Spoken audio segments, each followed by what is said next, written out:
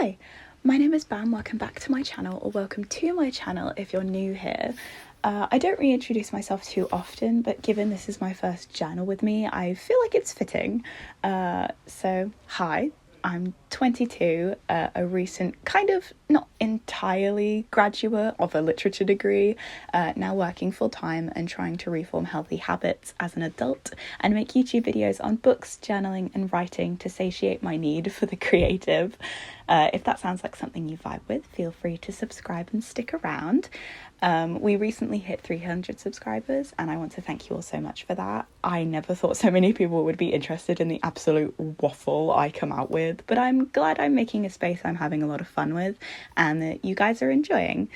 Today I'm making a spread in my gaming journal for Uncharted 2, which I finished my replay of the other day, the day that I filmed this, and the day before I'm voiceovering this. And I'm just going to chat a little bit because I feel like it. Feel free to mute this video and put on your own music if you just want this to body double. Otherwise, enjoy. I don't know if I've ever talked extensively about my style of journaling, even in my collection video a couple of weeks ago, but I'm very much a scrapbook style kind of girl, mostly because I'm not an artist. I'm one of 3 siblings and my older sister is an artist. My younger sister is very much an academic and I'm the writer, so I don't draw too much. I rarely make hand-drawn doodles in my spreads because I definitely worry too much about them looking janky and awful, so I tend to rely more on stickers and ephemera and more recently stamps because it's easier for me to compose spreads that way. Lettering is also a challenge for me, but eventually I want to learn to do different fonts. I'm just not sure when I'll have the time.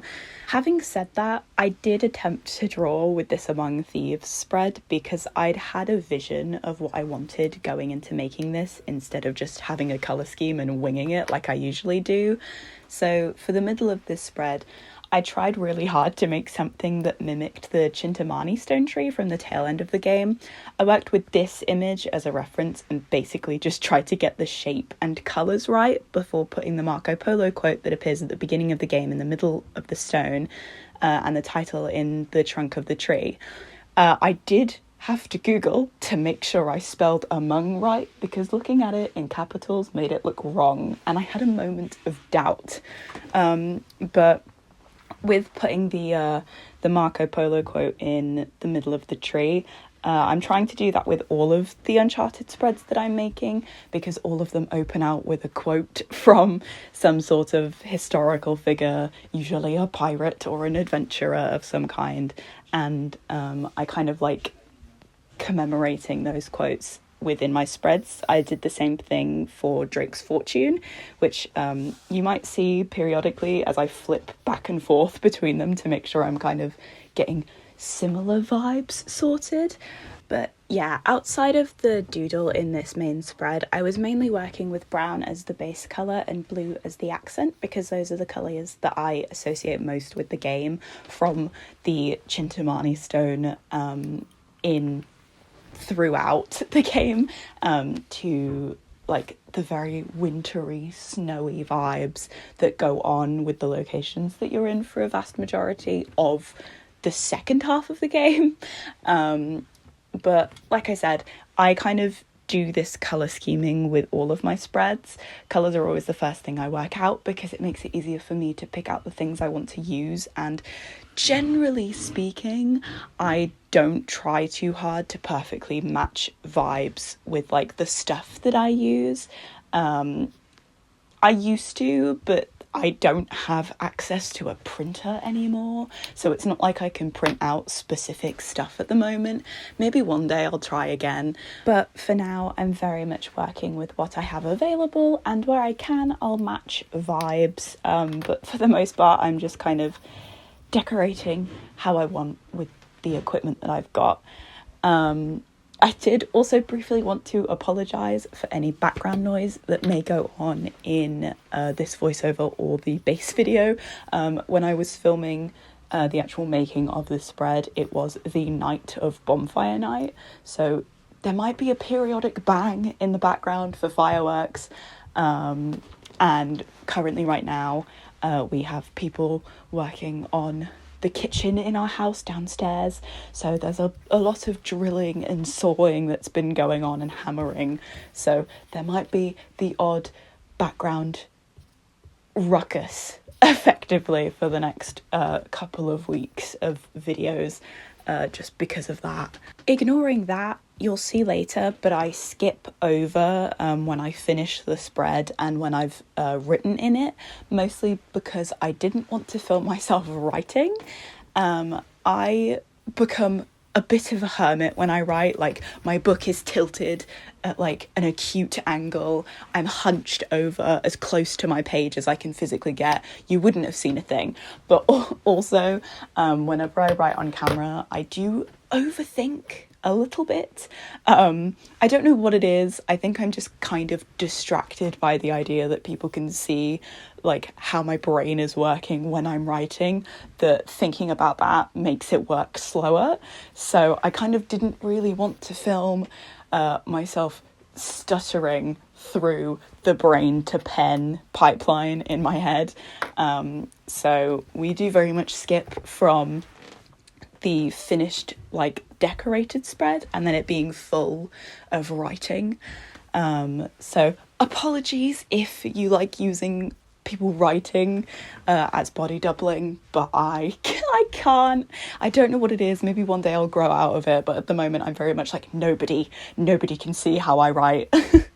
But yeah, this kind of scrapbooky style of journaling is pretty much what I do for all of my media-based journals. So for those of you who have seen my journal collection video, knows that it's this video game journal, my reading journal, which has popped up the most on my channel, and then my super secret fanfiction journal, which I don't talk about a lot, but I track my own works and kind of stuff that I read in there. But this style of journaling is very different from what I do in my life journals, which, you know, makes sense, because I mostly just use those to fill out like my days and my feelings and kind of how I'm doing, whereas I use my media journals to kind of track things that I kind of love or hate, and generally speaking, I'm kind of trying to figure out a way to track things that I haven't liked quite as much in my media journals without having to go all out making a really artistic spread for it. I've seen a couple of examples of other reading journals that use just kind of like review pages with just like the cover and maybe one sticker, that I'm kind of thinking of trying out if I'm not a massive fan of a book or a game, if I kind of implement it into my video game journal. But I haven't really had to worry about that yet, thankfully. But I might. I'm reading some interesting books right now, but yeah, I'm trying, because my artistic journaling is still relatively new. I've only been doing it for like 2.5 years, and I'm still like, every time I do it, I'm finding kind of new styles to play with and new kind of avenues to follow in terms of like my tracking and my scrapbooking and like my composition and stuff. So yeah, I think it's gonna go through a period of change every so often. I will likely stick with things that work because I'm autistic and hate change, but you know, new things are always good if it helps with maintaining everything else, because I don't want to like waste my supplies on stuff that I don't actually care loads about, because journaling stuff is expensive, and I do like one massive kind of supplies shop every like 6 months, and then I don't buy a new thing for ages. I've splurged a little bit more recently because I've had my job while I was at uni, and now my new job.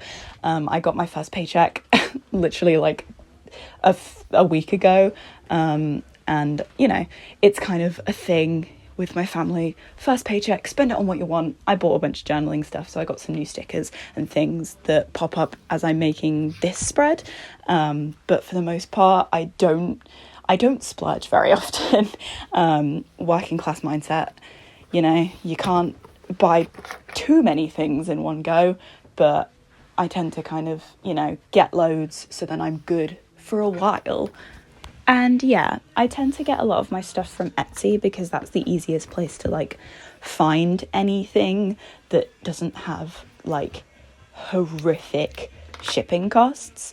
It's why I kind of love and use Notebook Therapy all the time, because they have free shipping when I buy, and because I save up to like kind of splurge a little bit, I always get like maybe like 1 or 2 journals if I kind of see a style that I like.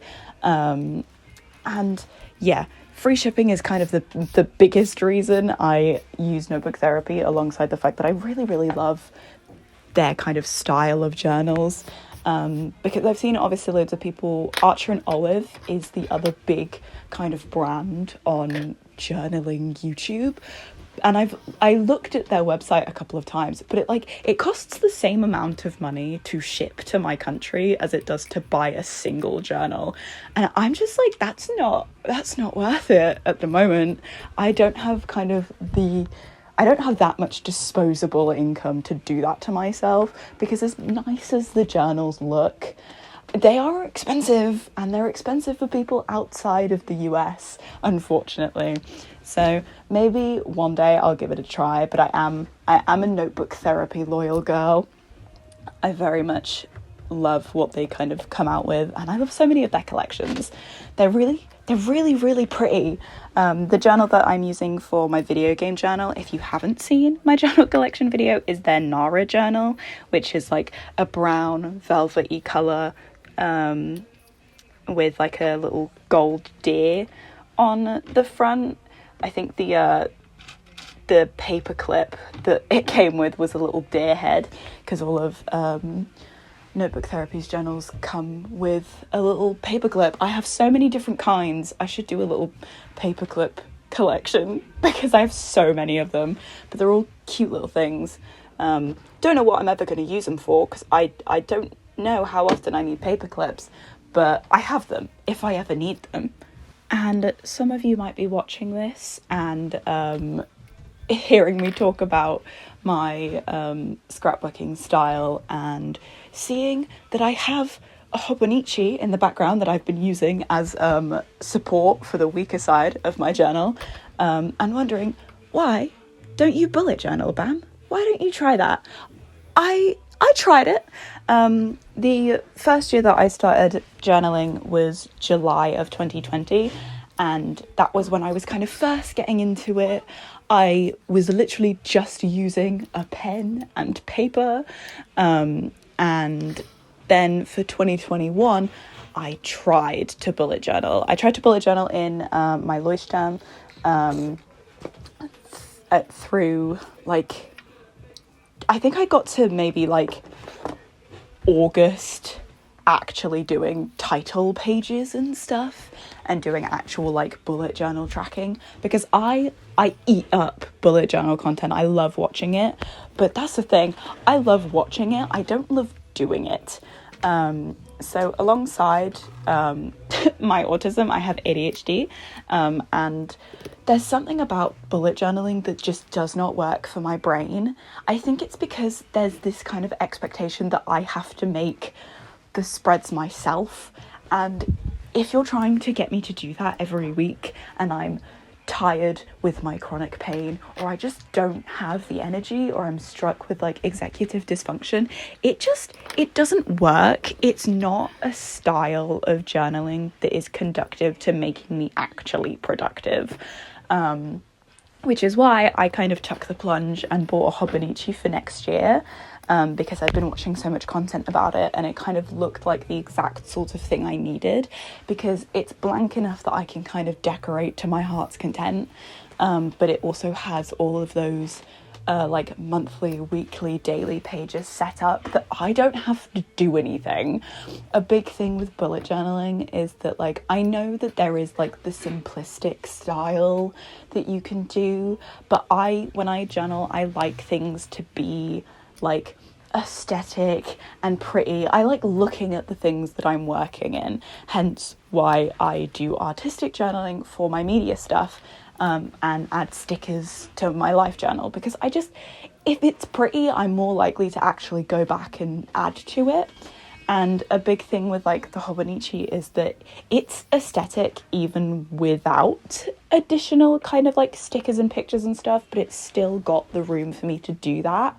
Whereas like with bullet journaling, I kind of was trying too hard to make something that worked, and even when I did kind of strip it back to do it for my academic year, it just wasn't something that I could keep up with when I was in my more kind of depressive episodes. And it was very much this kind of thing where it's like I ran out of energy to be drawing lines and boxes and tracking days and stuff, and it was just too much, and it just wasn't conductive for me. I tried it for a year. I tried it for a year and a half, really, and I gave up on it because it just genuinely wasn't working. And I think, like, you know, it's okay to admit that, really, that, like, certain types of journaling don't work for you. I know bullet journaling is kind of, like, seen as the be-all, end-all of journaling YouTube, at least from kind of the spaces that I have found. It's like the most popular thing for people to watch, but it's not, I don't know, it's not something that works for me. It's not something that is conducive to my productivity, and I don't know if it's the same for like other neurodivergent girlies, or if it's just a me thing, but I know that there is a lot of like ex-bullet journalers that kind of talk about it and also use a Hobonichi, and I think that's also why I took the plunge to kind of try it out, because I'd seen that it worked so well for especially a lot of autistic girls. I kind of like that I found so many autistic journalers, because it makes it's easier to connect with that, and it's easier to kind of like see their styles and think maybe I can try that out, whereas a lot of other kind of bullet journalers are more likely to be at least not openly neurodivergent, and it kind of is like, I had the same thing with StudyTube, if anybody was ever in that space. I watched a lot of StudyTube content while I was in school, and I didn't get diagnosed with autism or ADHD until I was 18 and pretty much out of education into university. But I remember a lot of the time that I tried to mimic a lot of what the really like popular and productive StudyTube people were doing, because I never ever found any autistic or ADHD like StudyTubers. I never ran into them, and I don't know if it was just because of the people that I was kind of watching and then kind of watching people similar, but it never stuck. And I remember I had a period of time where I felt really bad about myself because I wasn't able to kind of like mimic these big StudyTubers, and it kind of came to me after my diagnosis why I couldn't mimic them, because my brain doesn't work the same as theirs. And it's the same thing with a lot of like big bullet channelers, is that they're more likely to be like, that is their self-care and that is stuff that works for them and works for their brain, but it's not stuff that works for mine. And it's a lot easier for me to accept that as an adult with a diagnosis than it was when I was a kid watching content like that and thinking that I was just a bit lazy or useless because I couldn't do the same things, you know? It's a lot, really. But I don't know if anybody else has ever like felt the same way about the things that they kind of consume and watch. But, you know, as a kid, it's important to kind of have these spaces with neurodiverse people, you know, struggling in education and in, you know, doing the more popular routes. I think it's really nice to kind of have such a diverse sort of community of people that do completely different things for their journaling. Because while, yes, a lot of my style is mimicking other people, that's just what you do. Like, even as a writer, a lot of my current writing style that is very much a me writing style is mimicked from loads of other people that I've read, you know, the way that they kind of structure sentences or create voices for their characters. It's like I feel like so many people's writing styles and journaling styles and studying styles, everybody's anything is an amalgamation of anything else that they consume. And I think that's so interesting. I think it's really like sweet to see your inspirations in the things that you like consume. But yeah, that's why I don't bullet journal. Sorry for the absolute tangent I went on there. I think it's just it's this thing that happens whenever you get diagnosed late, that you always kind of look back on all of the years that you weren't diagnosed and go, oh yeah, that's why I did the things that I did. Don't worry, young me, you shouldn't have felt the way you did, but it doesn't change the damage it's done to you. But yeah, I think YouTube is such kind of a massive scope that it is really easy to kind of get trapped in the same sort of like echo chambers of people. It's kind of very similar with like BookTube, but especially with like journaling stuff. I found so many small channels recently because I watched a few small channels and now loads are getting recommended to me, and I kind of love that. I love, as a small channel, being able to kind of support other small channels, and I think it's, it's a really cute space that kind of gets cultivated in any sort of sphere. It's the same thing with BookTube. I found a lot of newer BookTubers recently as well, though I do definitely need to expand my kind of palette on those. I need a lot more like voices and recommendations in different areas, but yeah, generally speaking, I try a lot harder now to kind of diversify the content I'm consuming to, expand the ways that I do things or the ways that I think about things. And I think that's really important for everyone to do, especially young people who might feel alone. If they can find even one person that they can relate to, I think that's helpful, and that's better than feeling isolated, which is so easy to do now. But yeah, this is the finished spread with my writing and all. I hope you all enjoyed this video, whether you listened to me rambling or not. And I will see you all in the next video, whatever that may be. I'm really not sure. I think it's probably a reading vlog, but yeah, this is my channel. Bye!